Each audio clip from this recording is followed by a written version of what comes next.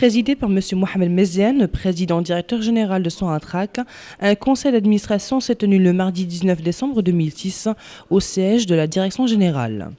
Lors du jour de ce conseil d'administration, porté sur l'adoption du plan à moyen terme 2007-2011 et du plan annuel 2007. Un deuxième conseil d'administration s'est tenu le dimanche 24 décembre 2006 sous la présidence de M. Mohamed Meziane, président directeur général de Sonatrach, pour l'adoption de divers objets.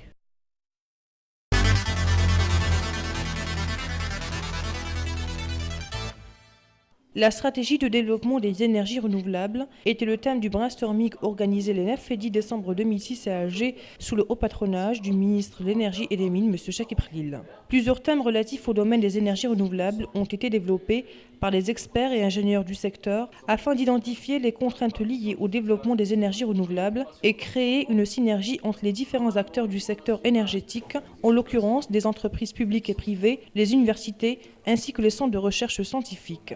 À cet effet, 7 ateliers de travail ont été constitués afin d'élaborer un travail de réflexion méthodologique sur la base du thème général pour le repositionnement dans la matrice des gains et l'élaboration des plans d'action.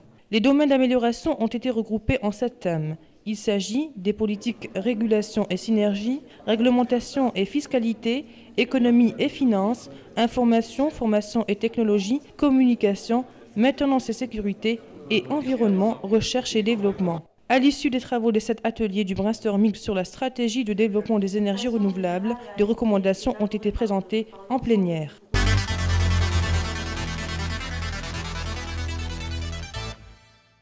En présence du ministre de l'Énergie et des Mines, M. Chakib Khalil, et du ministre français de l'Économie et des Finances, M. Thierry Breton, Sonatrach et Gaz de France ont procédé le lundi 11 décembre 2006 à Alger à la signature de 2 accords gaziers.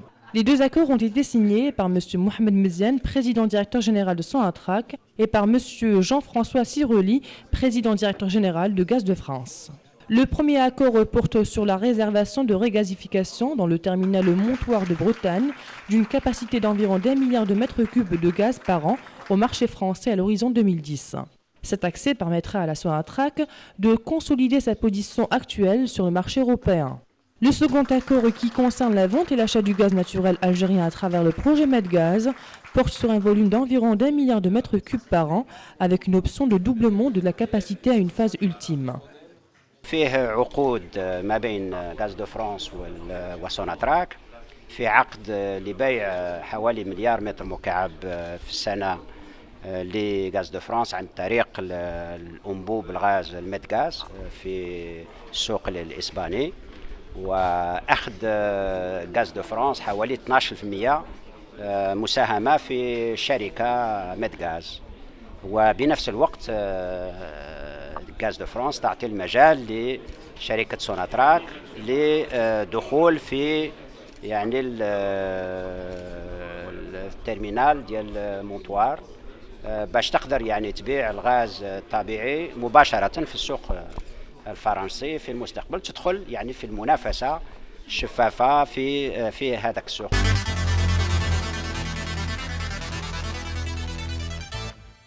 Sous le haut patronage de M. le ministre de l'Énergie et des Mines, s'est tenue à Alger les 12 et 13 décembre 2006 la 3e conférence de formation du secteur de l'énergie et des mines. Organisée par le ministère de l'Énergie et des Mines et l'Institut algérien du pétrole, cette 3e conférence avait pour thème principal managers et spécialistes en gestion des métiers qui s'apprennent. Le thème choisi pour cette 3e édition de la conférence formation de notre secteur, à savoir les formations dans le domaine du management et de la gestion, est placé sous le slogan « Managers et spécialistes en gestion des métiers qui s'apprennent » et révélateur de nos préoccupations en matière de développement des compétences de notre ressource humaine. Lors de la première journée de cette rencontre, à travers différentes sessions, une série de communications a été présentée autour de 3 grands axes, à savoir la problématique et pratique d'entreprise algérienne, la problématique et pratique d'entreprise et université et école de gestion, quels apports et quelles perspectives de partenariat. Cette conférence est un moment important pour faire l'état des lieux de la formation des compétences en management dans notre pays. Et elle est aussi importante parce que ça nous permet d'échanger nos points de vue parce qu'on ne l'a jamais fait par rapport à ce thème jusqu'à aujourd'hui, paradoxalement. C'est un manque à gagner important. Et elle nous permettra donc à l'avenir de bâtir une vision et partant une stratégie pour investir sur les compétences, mais des compétences managériales avec des organisations aussi qui restent à bâtir. Parce que comme je l'ai dit, l'entreprise est une idée neuve en Algérie. On a souvent confondu usine et entreprise et il faut passer de l'usine à l'entreprise aujourd'hui. Cette troisième conférence est consacrée au terme de la formation dans le domaine du management. Donc chaque année, nous allons organiser une conférence avec un thème différent. Et l'année prochaine, Inch'Allah, nous organiserons la 4e conférence avec un thème qui sera défini ultérieurement. En marge des travaux, une exposition sur les différentes structures et activités du groupe Sonatrach a été organisée durant cette manifestation. Lors de la deuxième journée, les travaux se sont poursuivis pour aborder autour d'une table ronde le thème de la préparation des managers, formation des spécialistes dans les domaines de gestion, accompagnement des managers en place, et ont été suivis d'un riche débat en présence de spécialistes étrangers pour favoriser les échanges d'expériences et du savoir. La dernière session de la 3e conférence formation du secteur de l'énergie et des mines a été consacrée à la présentation de la synthèse des travaux ainsi que des recommandations.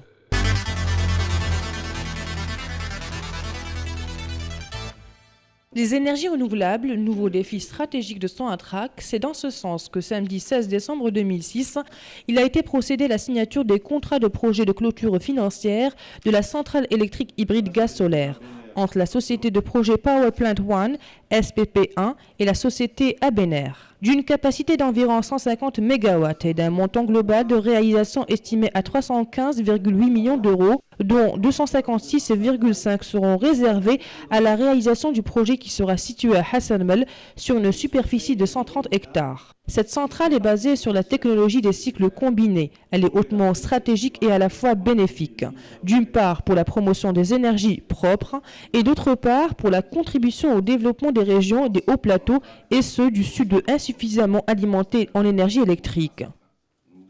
Ce projet est aussi unique au monde de par sa taille et sa configuration. Il va permettre à l'Algérie et plus particulièrement à Sonatrach de devenir leader dans les énergies renouvelables. L'intérêt donc est certain, les générations futures récolteront les bienfaits, c'est ce qu'a tenu à souligner M. Chakib Khalil, ministre de l'Énergie et des Mines. C'est un grand jour du fait que nous avons un partenaire qui a déjà l'expérience dans ce domaine, mais aussi nous avons démarré un processus qui est irréversible, je dirais, dans ce domaine-là, où cette technologie va être une technologie très importante dans l'avenir, étant donné l'ensoleillement de notre pays, étant donné les grandes surfaces, étant donné notre proximité de l'Europe et étant donné le fait que, comme vous savez, nous allons nous interconnecter avec l'Europe à travers des câbles électriques. Donc la possibilité non seulement de satisfaire les besoins de notre pays en énergie électrique dans l'avenir à partir du solaire, mais aussi de pouvoir l'utiliser comme produit d'exportation à l'avenir. Mais aussi, il faut signaler que cette énergie solaire va pouvoir aussi nous aider à développer des carburants. Pour Sonatrach, cette réalisation est la synergie du gaz et du solaire dans les technologies hybrides, ce qui lui conférera une position unique pour exploiter le solaire thermique. C'est ce qu'a tenu à préciser M. Belkacem, président directeur général par intérim de Sonatrach. Le projet a deux objectifs. Premier, donc, c'est alimenter la plateforme industrielle de Hassan Mel avec quelques 50 MW. Les 100 MW supplémentaires seront donc au bénéfice des populations, donc des hauts plateaux et donc du secteur industriel des clients potentiels. Le deuxième objectif, il est très fondamental puisque nous visons donc la maîtrise des énergies renouvelables. C'est donc une alternative très importante qui devra être développée pour le futur afin donc de ne pas dépendre totalement de l'énergie fossile. C'est le premier projet qui a été donc qui va être construit dans le monde, qui va utiliser le solaire thermique. La participation du gaz, c'est 95% et la participation du solaire, c'est 5%. Cette centrale hybride de Hassan Mel n'est qu'un début. Sonatrach ambitionne de réaliser d'autres projets similaires qui permettront, avec leur apport productif, de répondre à la demande nationale et même plus d'exporter l'énergie électrique. Grâce à cette technologie adoptée par Sonatrach depuis une vingtaine d'années, plus de 20 villages très isolés dans le Grand Sud ont pu être alimentés en énergie électrique. Aujourd'hui, Sonatrach entre de plein pied dans l'ère des grandes technologies concurrentes.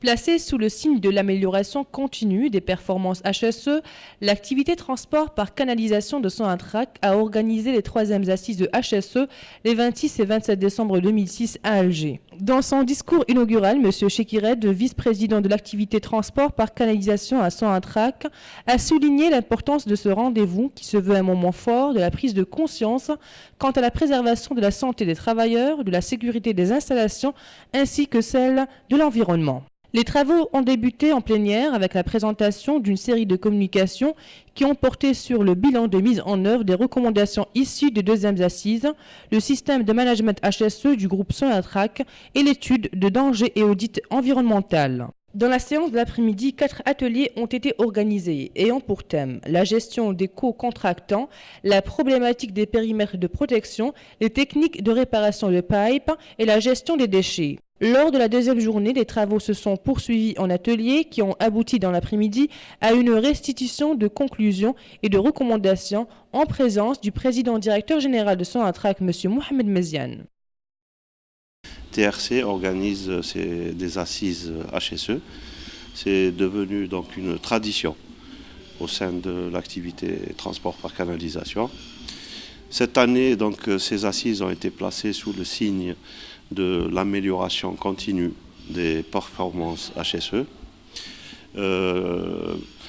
Nous avons eu 8 communications, toutes aussi importantes les unes que les autres, et nous avons organisé 4 ateliers de travaux.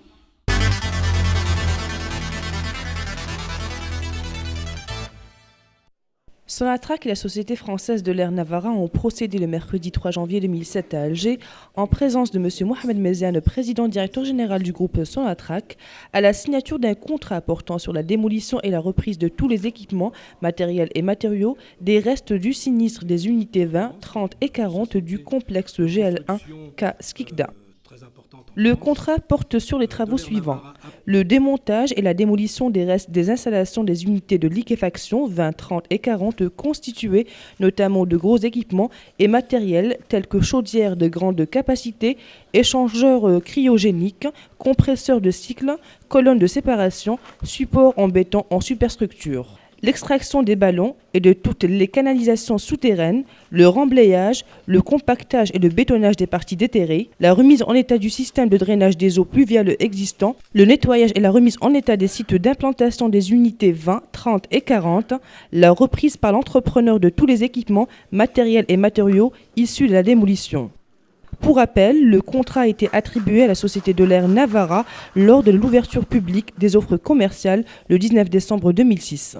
C'est un chantier qui va durer approximativement 15 mois. C'est un contrat qui fait environ 16,5 millions d'euros.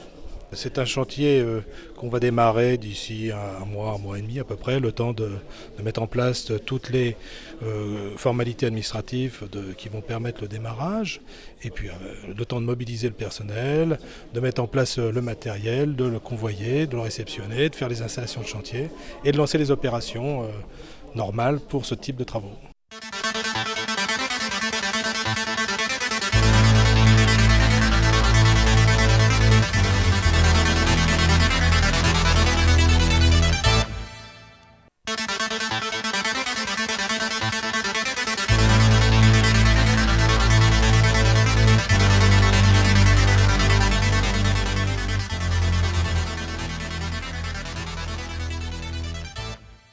ترأس السيد محمد مزيان رئيس مدير عام سوناتراك المجلس الإداري الذي انعقد يوم الثلاثاء 19 ديسمبر 2006 بمقر المديرية العامة.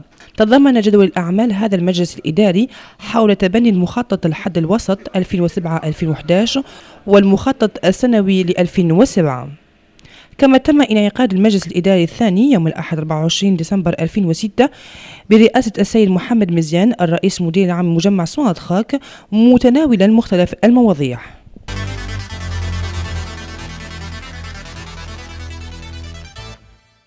كانت استراتيجية تطوير الطاقات المتجددة موضوع إثراء الأفكار brainstorming الذي نظم بتاريخ 9 و10 ديسمبر 2006 بالجزائر العاصمة تحت الرعاية السامية للسيد وزير الطاقة ومناجم السيد شكيب خليل. وتم إثراء العديد من المواضيع المتعلقة بالطاقات المتجددة من طرف خبراء ومهندسي القطاع بهدف تحديد الإكراهات المرتبطة بتطوير الطاقات المتجددة وخلق تعاضد بين مختلف الفاعلين من القطاع الطاقوي المقصود بهم المؤسسات العمومية والخاصة والجامعات وكذا مراكز البحث العلمي. بهذا الصدد شكلت 7 ورشات عمل بغرض إعداد عمل فكري منهجي على أساس الموضوع العام من أجل إعادة التموقع في مصفوفة الأرباح وإعداد خطة الأعمال. وتم تجميع مجالات التمثيل في 7 مواضيع وتعلق الأمر بالسياسات، الضبط والتعاضد، التنظيم والجباية، الاقتصاد والمالية، الإعلام والتكوين والتكنولوجيا، الاتصال، الصيانة والأمن، والبيئة والبحث والتطوير. في نهاية أشغال الورشات ال7 حول إثراء الأفكار بشأن استراتيجية تطوير الطاقات المتعددة فقد عرضت التوصيات في الجلسة العلنية.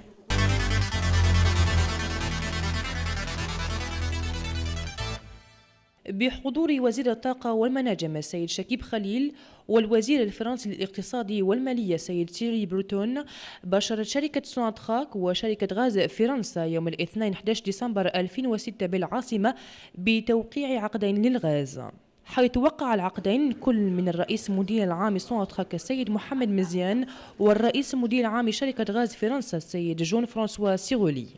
يدور العقد الأول حول ادخار إعادة التغويز في نهائي مونتوار ببريطانيا بطاقة تقدر بحوالي مليار متر مكعب من الغاز في السنة، مخصصة للسوق الفرنسي على آفاق 2010. سيسمح هذا المنفذ لسوناتراك بتوطيد مكانتها الحالية في السوق الأوروبية.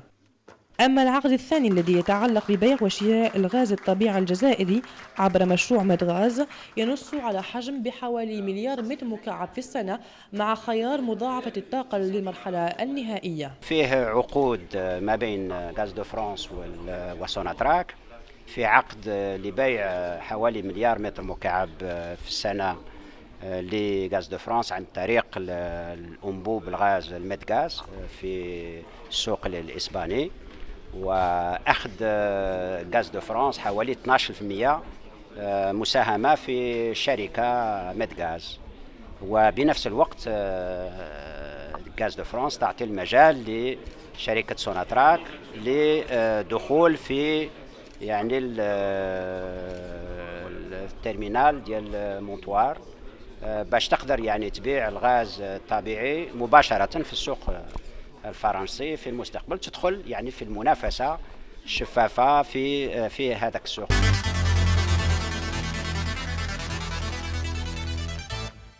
انعقدت بالجزائر العاصمة وتحت الرعاية السامية للسيد وزير الطاقة والمناجم بتاريخ 12 و13 ديسمبر 2006 الندوة الثالثة لتكوين القطاع الطاقة والمناجم.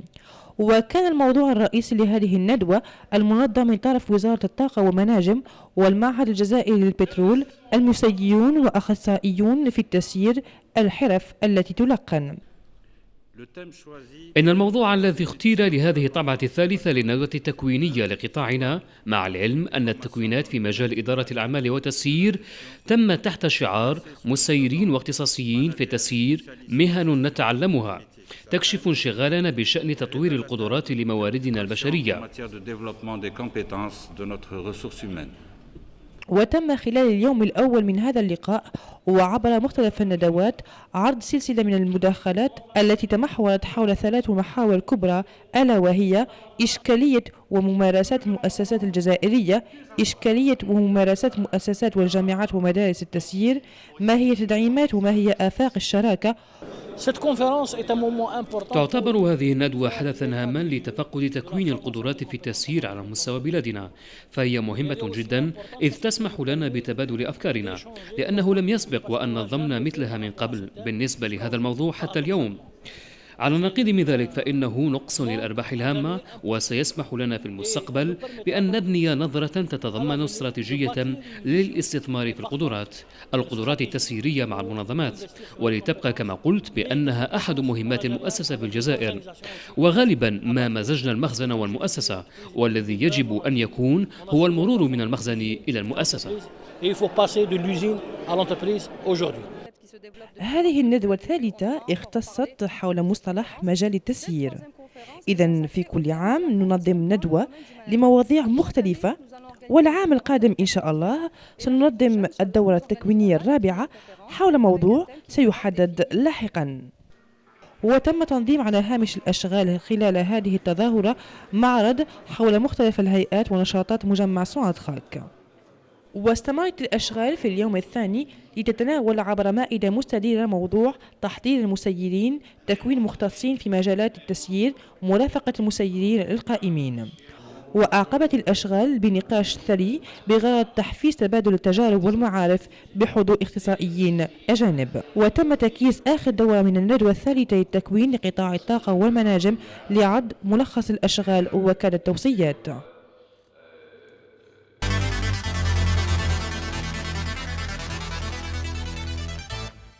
يعد مجال الطاقات المتجددة من التحديات الاستراتيجية الجديدة لصناعة خاك، حيث أقدم بتاريخ 16 ديسمبر 2006 على توقيع عقود مع الشركتين SPP1 والشركة الإسبانية أبناغ لمشروع اختتام تحديد القيمة المالية لإنجاز محطة توليد خليط الطاقة الشمسية والغاز.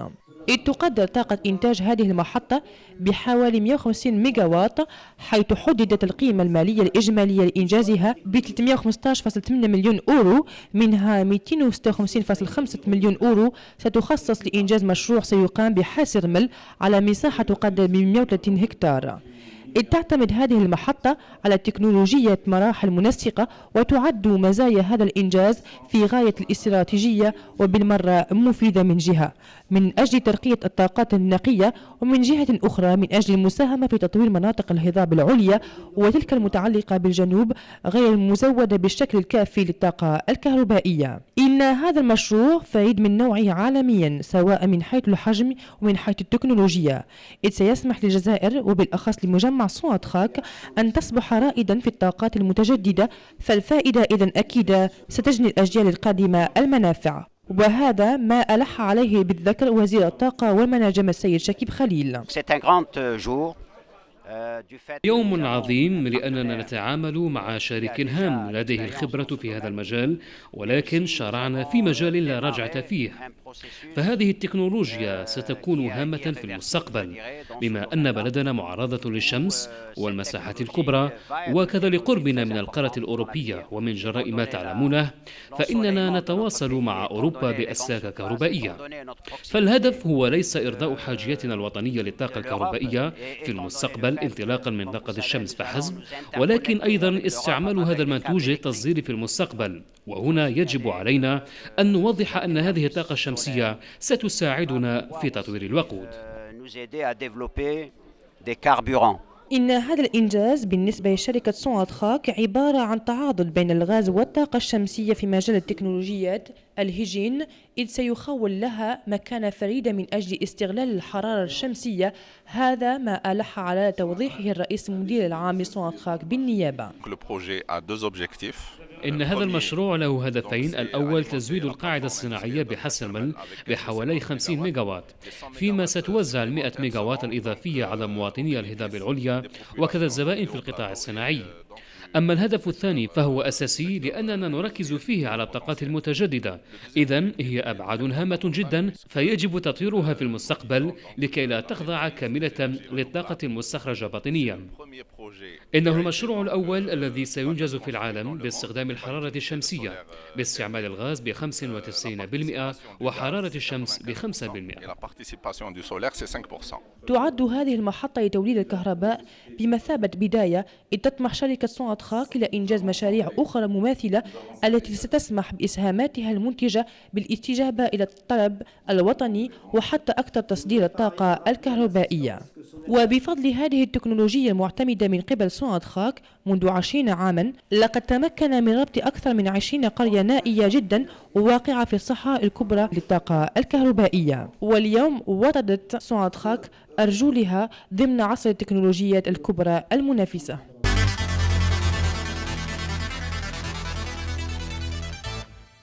نظم نشاط النقل عبر الأنابيب لسوناتراك الجلسات الثالثة للصحة الأمن والبيئة بيومي 26 و 27 ديسمبر 2006 بالجزائر العاصمة، التي وضعت تحت شعار التحسين المستمر لأداة الصحة الأمن والبيئة. وقد شدد في خطابه الافتتاحي السيد شيكيراد نائب الرئيس لنشاط النقل عبر الأنابيب لسوناتراك على أهمية هذا الموعد الذي يراد منه أن يكون خطة بارزة في أخذ الوعي بشأن الحفاظ على صحة العمال وأمن المنشآت وكذلك تلك المتعلقة بالبيئة. افتتحت هذه الأعمال بجلسة علنية بعرض سلسلة من المداخلات تمحورت حول حصيلة سريان العمل بالتوصيات المنبثقة عن الجلسات الثانية، نظام تسيير الصحة الأمن والبيئة المجمع سوناتراك، ودراسة الأخطار والتدقيق البيئي. وفي حصة ما بعد الظهيرة تم برمجة 4 ورشات دارت مواضيعها حول تسيير المتعاقدين المشتركين، إشكالية مساحات الحماية، تقنيات إصلاح الأنابيب، وتسيير النفايات. واستمرت الأشغال خلال اليوم الثاني في شكل ورشات أفضت إلى تسليم نتائج وتوصيات في خلال الظهيرة بحضور السيد محمد مزيان الرئيس مدير العام المجمع سوناتراك. ينظم النقل عبر الأنابيب جلسات الأمن، الصحة والبيئة التي أصبحت عادة في وسط النشاط عبر الأنابيب.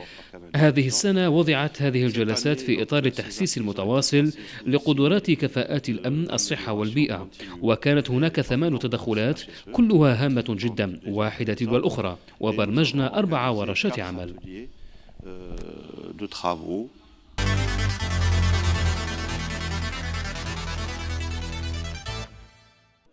أقدمتا كل من سوناتراك والشركة الفرنسية دولار نافارا يوم الأربعاء 3 جانفي 2007 بالجزائر العاصمة، وبحضور السيد محمد مزيان الرئيس مدير عام مجمع سوناتراك، على إبرام عقد يتضمن تحطيم واستعادة سائر التجهيزات، العتاد والمواد المتبقات من كارثة الوحدات 20 30 و40 لمركب الغاز المميع 1 سكيكدا.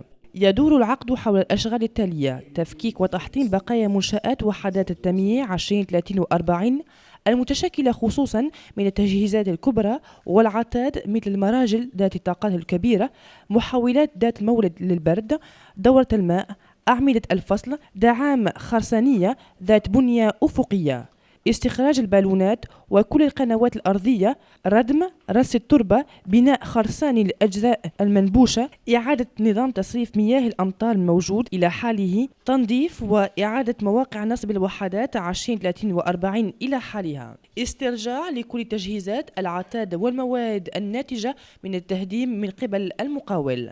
للتذكير فإنه قد تم منح العقد للشركة دولار نافارا بتاريخ 19 ديسمبر 2006 خلال الفتح العالمي للمناقصة التجارية. هو مشروع سيدوم تقريبا حوالي 15 شهرا، وهو عقد قيمته حوالي 16.5 مليون أورو. ورشة العمل هذه سنبدأ فيها بعد حوالي شهر أو شهر ونصف على أقصى تقدير، في انتظار أن يتم وضع كل الترتيبات الإدارية التي ستسمح لنا بالانطلاق، وكذا تهيئة الفريق العامل ووضع العتاد والإرسال والاتصال وتحديد نقاط العمل في المكان وإطلاق إشارة الانطلاق كما هو معمول به في مثل هذه الحالات.